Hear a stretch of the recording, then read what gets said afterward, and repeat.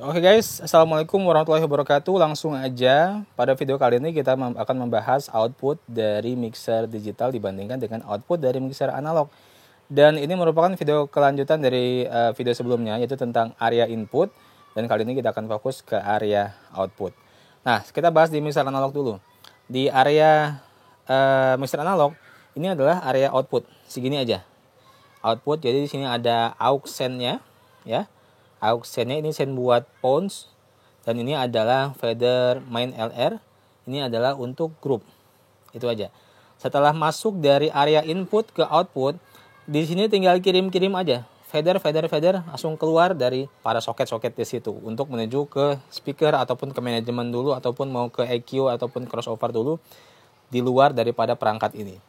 Nah, di sini kita akan lihat bagaimana area outputnya. Apakah sama dengan analog? Apakah ada fitur tambahan di mixer digital ini dibandingkan dengan mixer analog? Yuk kita bahas. Oke, ini udah tampilan dari mixer ini ya. Ini sudah saya select ke bagian main output, mainnya.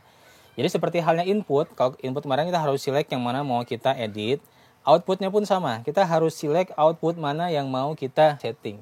Di sini ada main LR, ya, yang bisa kita setting sama dengan aux. Aux ada 8. 1 2 3 4 5 6 7 8. Beserta metringnya ada di sini ya. Ini adalah metering untuk main LR. Nah, kita dari main output dulu, main LR dulu. Fiturnya dia setelah kita pencet main, dia langsung memunculkan halaman ini. Jadi nggak ada assign, karena kalau assign itu kan kita memilih dari input mau dikirim kemana. Ini kan sudah ujungnya dari main LR. Ini nggak bisa dikirim kemana-mana, jadi udah di ujungnya. Tapi tambahannya, kalau di analog kan setelah ini tinggal fader langsung keluar gitu ya. Ini masih ada setting-settingan lagi. Pertama, yang standar ada inverse di sini ya, ada inverse polarity. Kemudian ada panning juga ya. Bisa mau left aja yang nyala boleh, mau right aja yang nyala boleh gitu. Bisa diatur di sini. Ya. Dan juga ada delay. Ya, kalau misalnya masih perlu delay di main LR-nya, bisa banget dikasih delay. Dan di sini dia masih punya equalizer. Sebenarnya kalau equalizer ini apa ya? Kita kan sudah nge-EQ di area input ya untuk per channel. Mungkin kalau misalnya mau main minimalis sebenarnya ya, mau main minimalis, misalnya kita cuma pakai speakernya sedikit aja, nggak banyak gitu. Itu kita bisa langsung menggunakan mixer ini seolah-olah jadi DLMS. Kenapa? Karena kita punya fitur high pass filter dan low pass filter juga di outputnya, ya.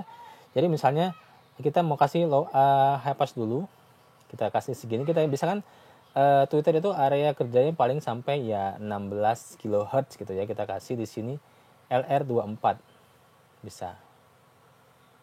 Nah seperti ini. Kemudian kita kasih bawahnya ini karena kita pakai subwoofer juga, kita kasih di sini LR24 juga. Frekuensinya mungkin di sekitaran, nah di sini 100 Hz seperti itu. Kemudian subwoofernya gimana? Kita gunakan aux 8. Nah ini adalah settingan sebelumnya, udah pernah saya coba settingannya. Ini adalah settingan untuk output subwoofer pakai aux 8. Nah seperti itu. Jadi di mixer digital, di outputnya pun masih bisa kita olah suara itu, ya.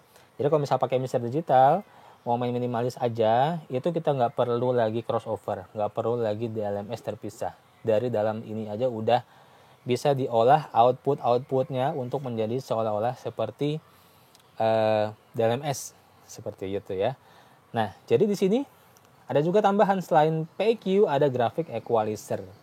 Jadi kalau mau masih ngedit suara di sini, mau frekuensinya mau diubah-ubah, masih bisa banget menggunakan graphic equalizer di sini. Ataupun parameter equalizernya juga masih dikasih 4 band di bagian output di sini. Begitupun di semua aux ya, aux juga sama, juga ada ini. Ya, kita bisa olah juga suaranya karena tiap output juga termasuk aux ini juga punya parametric EQ dan juga graphic EQ. Graphic EQ khusus di output ya, di input cuma dikasih parametric EQ. Nah, selain itu di output ini ada pengurangan, nggak ada gate ya, nggak ada gate. Kita kasih di main LR, nggak ada gate di main LR ataupun di output lainnya nggak ada gate, tapi kompresor tetap ada. Tapi kalau misalnya di output saya biasanya nggak ngekompres lagi. Kalau di output bisa aja bleng gini aja, ataupun kita kompresor rasionya kita maksimalin itu biar jadi limit, jadi limiter ya. Jadi kompresornya dimainin di channel input, sedangkan di main outputnya settingan kompresornya jadiin aja limiter, seperti halnya DLMS gitu ya. Jadi bisa banget, nggak perlu pakai DLMS pun bisa ya. Walaupun sebenarnya kalau misalnya panggung gede mau nggak mau karena speaker banyak kita harus pakai DLMS untuk manage speaker segitu banyak. Tapi kalau misalnya kecil-kecilan aja nggak perlu pakai DLMS, satu buah mixer digital aja udah cukup menurut saya seperti itu. Oke, kita balikin lagi ke channel ini ya, itu aja. Nah kalau misalnya di aux, nah aux ini ada tambahan, dia bisa nge-link ya, dia bisa nge-link dua output ini jadi satu settingan bisa gitu ya.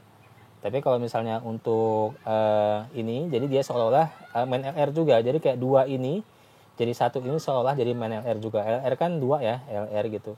AUX juga bisa dibuat seperti itu, di-link-kan seolah main LR. Ataupun dia setelah sinyal itu dikirim ke AUX mau dikirim ke main LR juga bisa juga, karena dia bisa assign di sini untuk ke main LR. Tapi biasanya AUX itu juga udah keluar, langsung keluar sih ya, nggak diputerin ke main LR lagi.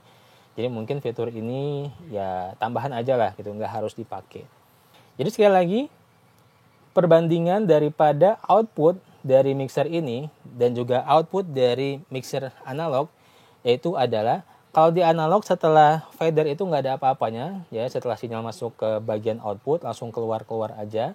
Sedangkan di mixer digital masih bisa kita olah, bahkan fungsi DLMS beberapa itu udah ada di outputnya mixer digital ini. Jadi kalau misalnya sekali lagi, kalau misalnya kecil-kecil, kayaknya saya cuma bawa mixer power speaker udah cukup, ataupun mixer speaker aktif udah cukup, nggak perlu banyak-banyak bawa alat ya. Semakin sedikit alat yang dibawa itu sebenarnya semakin efektif, efisien gitu ya, seperti itu. Oke, itu adalah area input dan output. Berikutnya kita akan coba ulik di bagian efek dan juga DCA. Terima kasih. Assalamualaikum warahmatullahi wabarakatuh.